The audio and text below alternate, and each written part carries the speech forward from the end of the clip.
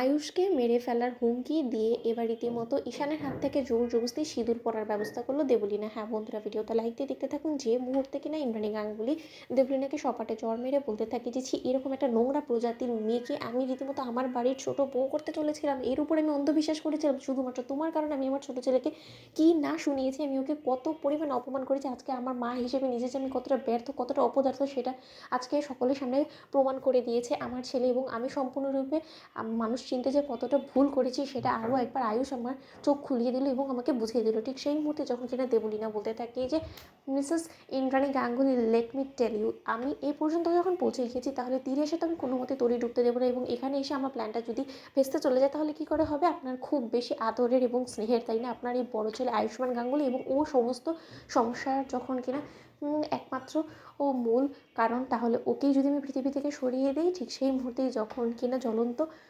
আগুন থেকে যখন কিনা এক পর্যায়ে ও একটা লাঠি নিয়ে যখন কিনা দেবলীনা রীতিমতো আয়ুষের দিকে তেড়ে যায় এবং আয়ুষকে মেরে ফেলার হুমকি দেয়, ঠিক সেই মুহূর্তে ঈশান বলতে থাকে যে দেবলীনা খবরদার, তুমি আমার ভাইদের কোনো ক্ষতি করার চেষ্টা করবে না। ঠিক সেই মুহূর্তে দেবলীনা বলতে থাকে যে তোমাদের সকলের খুব বেশি প্রিয় তোমাদের এই ভাইদা, তাই না? তাহলে এই ভাইদাকে বাঁচানোর জন্য হলেও ঈশান তোমাকে একটা বলিদান তো দিতে হবে। আমার সম্পর্কে সমস্ত কিছু যখন এক্সপোজ হয়ে গেছে তাহলে সমস্ত কিছু জেনেই আমাকে অ্যাকসেপ্ট করতে হবে। এবং যতক্ষণ পর্যন্ত না তুমি আমার স্মৃতিতে সিঁদুর পড়াচ্ছ ততক্ষণ পর্যন্ত আমি এরকম করে আয়ুষকে মেরে ফেলার চেষ্টা করব। এবং তোমরা যদি খুব বেশি বাড়াবাড়ি করার চেষ্টা করো তাহলে আমি আয়ুষকে তোমাদের সকলের সামনে জ্যান্ত পুড়িয়ে মেরে ফেলবো। সেটা নিশ্চয়ই তোমরা চাও না। তাই এক্ষুনি ভালো ছেলের মতন, গুড বয়ের মতন তুমি আমাকে সিঁদুরে সিঁদুরটা পরিয়ে দিয়ে গাঙ্গুলি পরিবারের বউ করে তোলো। ঈশান ঠিক সেই মুহূর্তে যখন কি ইন্দ্রাণী গাঙ্গুলি বলতে থাকে যে ঈশান তুমি মরে যাবে, কিন্তু তা সত্ত্বেও এই নোংরা প্রজাতির মেয়েটা সিঁড়িতে সিঁদুর পড়াবে না। অন্যদিকে যখন কি ঈশান বলতে থাকে যে না মা, তুমি সমস্ত কিছু না জেনেও যখন কিনা আমাকে নরকের দিকে ঠেলেই দিয়েছিলে এবং ওকে যখন আমাদের বাড়ি বউ করার জন্য উপযুক্ত মনেই করেছিলে, তাহলে এখন আর কিসের দ্বিধাদ্বন্দ্ব বলো তো? আমি আমার ভাইটাকে বাঁচানোর জন্য এই রিস্কটাও নিব, আমার